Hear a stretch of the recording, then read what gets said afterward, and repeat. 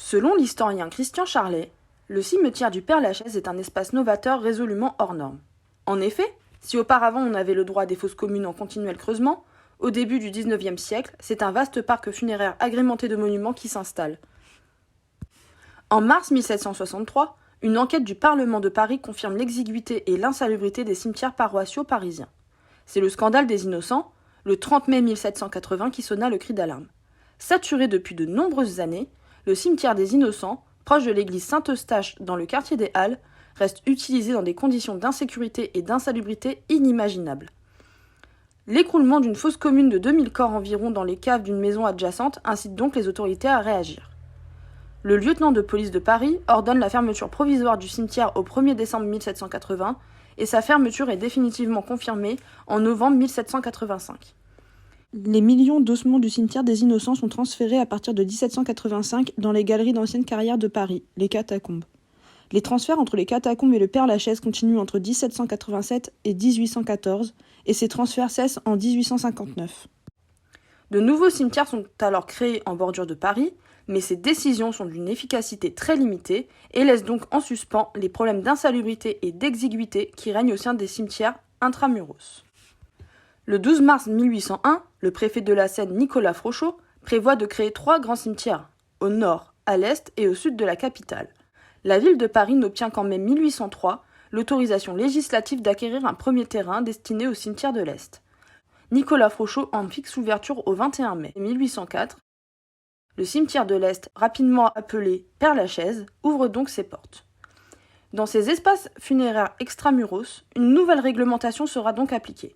Désormais, le cimetière est ouvert au public, n'est plus situé dans la ville mais aux portes de celle-ci, et devient donc propriété communale et relève exclusivement de l'administration municipale. Il n'est plus un lieu d'inhumation possible mais le seul autorisé, sous réserve de très rares dérogations. De 1824 à 1850, des agrandissements successifs portent à plus de 43 hectares la superficie définitive du site.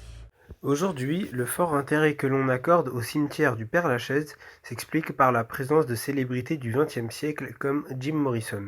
Ces célébrités en font un espace de tourisme funéraire dans lequel va s'exprimer par des pratiques bien particulières une fascination alimentée par des légendes urbaines. Dès lors, si le Père-Lachaise s'impose comme lieu à part, c'est à la fois dû à des représentations et à des pratiques qui lui sont propres. Il apparaît alors comme une hétérotopie, selon l'idée de Michel Foucault, un lieu réel marqué par une discontinuité avec le reste du monde qui génère ainsi des différences de comportement et de normes. Pourtant, le cimetière n'a pas toujours été le lieu de fascination qu'il est aujourd'hui. 3 ans après son ouverture, le lieu ne compte effectivement que 62 tombes car il est boudé notamment en raison de son emplacement. Alors, nous allons nous intéresser à la façon dont le cimetière du Père-Lachaise s'est progressivement construit comme un lieu aux représentations et pratiques propres, créant dès lors une fascination pour le grand public. L'inauguration du Père-Lachaise n'attire pas le nombre de personnes escomptées. Les Parisiens ne veulent pas s'y faire enterrer ou enterrer leurs proches, car il se situe trop loin en dehors des limites de la ville, en plus d'être dans un quartier pauvre. Le préfet décide alors, en 1815, d'y transférer les dépouilles d'Héloïse et d'Abélard, de Molière et celles de La Fontaine pour lui donner du prestige. Cela marche puisque le Père-Lachaise passe de 2000 tombes à 33 000 en 15 ans et plusieurs extensions seront réalisées en 1824, 1829, puis 1832, 1842 et 1850. On y compte aujourd'hui 70 000 tombes sur 44 hectares. Le cimetière, à majorité chrétienne, se distingue rapidement des autres avec la création d'un carré musulman à sa 85e division, accompagné de la première mosquée de Paris, inaugurée le 1er janvier 1857. Mais les rituels funéraires du lieu restent semblables à tous les cimetières de l'époque, avec des obsèques religieuses qui répondaient à certains codes sociaux et sociétaux. En effet, le 19e siècle est l'époque de la grandeur des pompes funèbres. Les cérémonies étaient organisées par l'église, suivies de cortèges et de condoléances après l'inhumation. Le tournant s'opère au XXe siècle, les rites funéraires évoluent après les 2 guerres mondiales. On observe une croissance des mémoriels et des démonstrations d'hommage, telles que le dépôt d'objets à des endroits symboliques. Les pratiques liées à la religion se font souvent plus discrètes et moins codifiées au fur et à mesure de l'évolution dans la société française. Rendre hommage ne se limite plus aux soldats, martyrs et anciens combattants, mais aussi aux célébrités telles que les chanteurs, auteurs ou musiciens que l'on admire. Le développement du tourisme accroît ce phénomène et le cimetière du Père-Lachaise gagne en popularité dès le milieu du XXe siècle, avec des milliers de visiteurs. Les rituels funéraires et les pratiques liées à la mort, en constante évolution, sont spéciales au Père-Lachaise puisqu'elles se nourrissent de son statut à part entière et de toutes les légendes, rumeurs et imaginaires qu'il suscite. C'est également à travers les légendes urbaines concernant le Père-Lachaise que s'est construit un imaginaire autour de ce cimetière, en particulier dans la presse du XIXe siècle, avec des journaux comme Le Temps ou encore Le Petit Parisien. On pourra ainsi s'intéresser au rôle des médias du XIXe siècle dans la constitution de cet imaginaire à l'origine de la fascination que l'on a tous pour le cimetière du Père-Lachaise. On peut ainsi évoquer le cas de la tombe de Elisabeth Alexandrovna Stroganov, une aristocrate née le 5 février 1779 et morte le 8 avril 1818 et enterrée au Père-Lachaise. En effet, dans le temps, une légende urbaine à son sujet est diffusée en 1896, légende selon laquelle quiconque qui passerait toute une année auprès de son cercueil hériterait de sa fortune. Dans le périodique est ainsi écrit: on ajoutait que la princesse avait déposé son testament chez un notaire de Paris et qu'elle léguait la totalité de sa fortune, approximativement 2 millions de roubles, à la personne de bonne volonté qui consentirait pendant 365 jours et 366 nuits à s'enfermer auprès de son corps dans la solitude du caveau et à ne s'en éloigner sous aucun prétexte. La princesse désirait être veillée sans interruption, elle ne s'opposait pas à ce qu'on fît à côté d'elle plantureuse chair, à ce qu'on lût des livres amusants, mais il ne fallait point la quitter d'une seconde. Elle mettait cette condition expresse à ses libéralités. Cette légende urbaine a eu pour effet d'attirer des gens en quête de richesse, comme l'explique le journaliste Adolphe Brisson dans son article. Eh bien, le croirez-vous, monsieur le conservateur a reçu des milliers de lettres lui demandant des renseignements sur la féerique princesse, et s'inquiétant des conditions à remplir pour devenir son héritière. Et l'on continue de lui écrire. Ce matin encore, le courrier lui a apporté 2 missives extraordinairement naïves. L'une arrive de Londres, l'autre d'une ville de France. Il faut également évoquer un autre cas de légende urbaine au sujet des lapins du Père-Lachaise. À partir de 1882, une fausse information se propage dans les journaux de l'époque, selon laquelle les lapins envahiraient en masse le cimetière et seraient alors chassés. Au cours des années, cette micro-nouvelle devient un motif récurrent dans les journaux durant la période de la Toussaint. Le 30 octobre 1888, à la veille de la Toussaint, un entrefilet annonce dans le Petit Parisien une gibelotte funèbre. Pour autant, cette fausse information est caractéristique du sensationnalisme qui s'exprime autour du cimetière dans la presse. En effet, les rédacteurs s'appuient sur l'idée que les lapins se nourrisseraient des cadavres, jouant ainsi sur la peur des lecteurs d'un retour au cannibalisme. Cette légende urbaine a aussi donné lieu à des fictions publiées dans les périodiques, comme la nouvelle Les lapins du Père-Lachaise de Jules Marie, parue le 19 janvier 1884 dans le supplément du Figaro, puis repris dans d'autres périodiques. Petit à petit, cette légende urbaine est révélée comme fausse, comme dans le Petit Parisien, le 10 novembre 1894. Les lapins sont, je cite, une légende parisienne.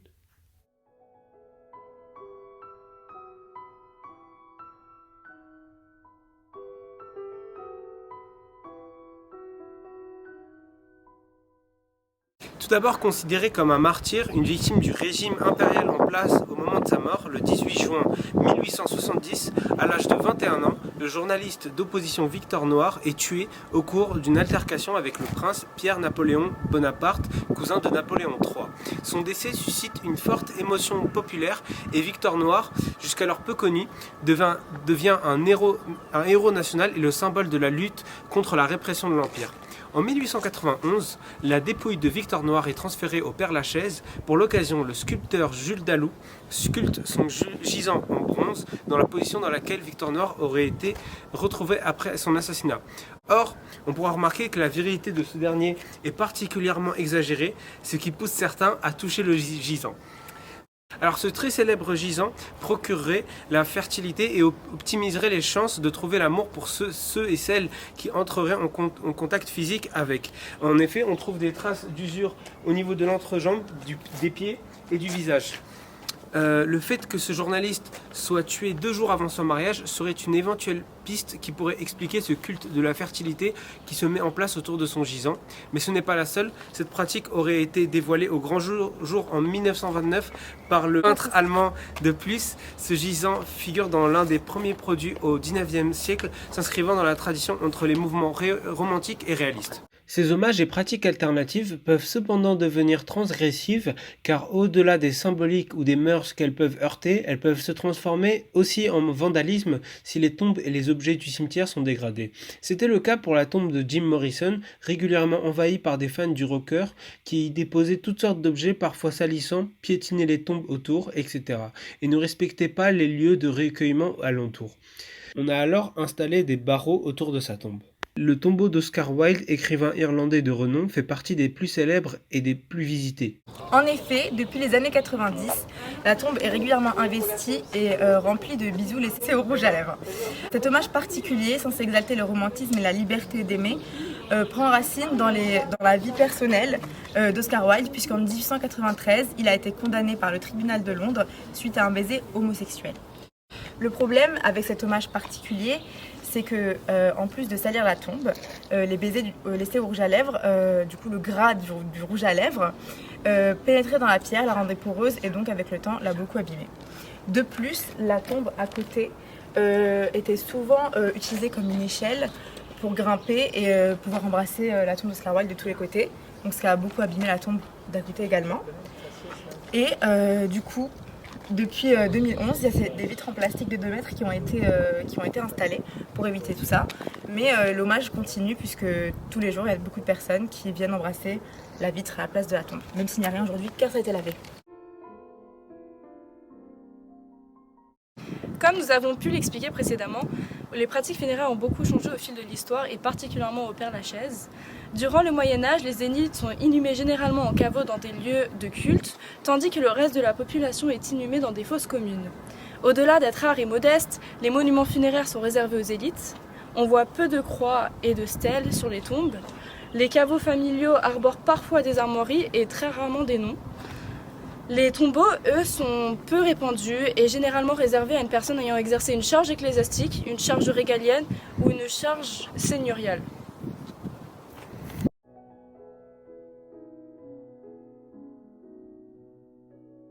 Le monument est un miroir social. Il doit refléter la notoriété, la richesse, la culture du défunt et de sa famille. La démocratisation des monuments funéraires auprès du grand public intervient entre le XVIIIe et le XIXe siècle. Alors en 1804, la notion de monument funéraire n'est pas utilisée. Tout comme au Moyen-Âge, au XVIIIe et XIXe siècle, on ne construit pas de monuments. Au mieux, on pose de simples pierres tombales. Quant aux inhumations en fosse commune, elles sont exclusives de tout monument. Lorsque les familles veulent perpétuer le souvenir de leurs défunts, elles se contentent de planter des croix de bois dans la terre de la fosse commune. Ces croix sont remplacées, tout comme les pierres tombales. Effectivement, celles-ci restaient éphémères puisqu'elles devaient disparaître lors des renouvellements périodiques des fosses, qui avaient lieu tous les 5 ans.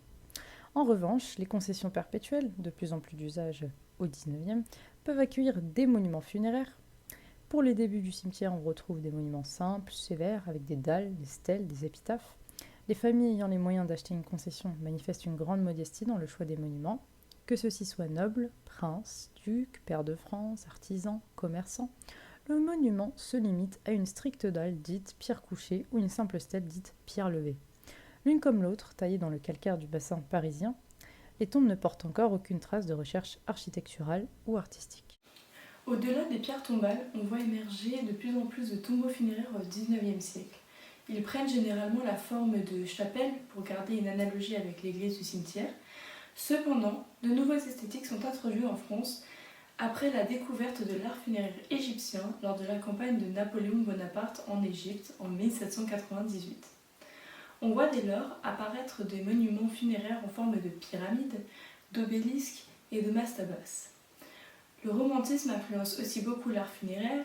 Les artistes qui comptent parmi les plus reconnus s'empressent de représenter leurs sentiments à l'égard des défunts au travers des monuments funéraires. C'est ce que l'on appelle le culte des tombeaux. Mais donc, quelle est la place du cimetière du Père-Lachaise dans le champ de l'art funéraire ?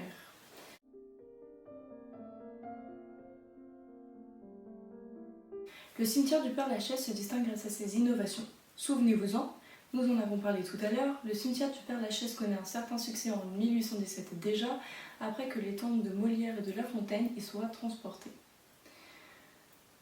Il devient alors un élément important du paysage parisien et cela se ressent esthétiquement parlant. Premièrement, le cimetière se distingue des autres puisqu'il connaît de nombreuses innovations artistiques. Faites de marbre, de fer forgé ou simplement de pierre, les concessions et les tombes du cimetière se distinguent beaucoup les unes des autres au sein de la nécropole. Luxueuses, grandioses et disparates, on distingue plusieurs influences artistiques. Romantisme, art funéraire égyptien, art contemporain, réalisme. En 1809, le monument du dragon Guillaume Lagrange marque un tournant. Il inaugure la série des grandes stèles. Sa taille lui permet de recevoir des sculptures accompagnées d'épitaphes longues et variées. Dès lors, la stèle cesse d'être une simple borne funéraire, rappelant aux vivants le souvenir d'un mort. Elle devient un véritable monument d'art et d'architecture, surtout lorsque le marbre, matériau par excellence de la sculpture, y remplace la pierre. La dalle surmontée d'une stèle devient ainsi, de 1815 jusqu'à la fin du règne de Louis-Philippe en 1848, le type de monument le plus répandu au Père-Lachaise. Avec les bustes, les médaillons consacrés aux défunts, les bas-reliefs comptent parmi les plus répandus. Ils peuvent se développer jusqu'à occuper la quasi-totalité du monument. D'abord consacrés à des thèmes funéraires, ils deviennent vite des moyens de magnifier le défunt. Les statues grandeur nature apparaissent également. Allégories, personnages réels représentés, debout, allongés ou assis, réalisés en marbre ou en bronze. Le sarcophage antique est aussi un monument funéraire qu'on retrouve au Père-Lachaise. Il apparaît entre 1805 et 1810.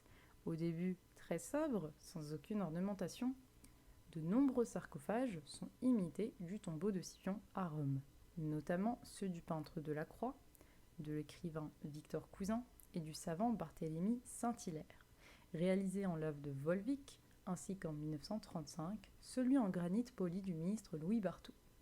Légèrement surélevé comme celui de Delacroix, un soin particulier est fait dans leur ornementation.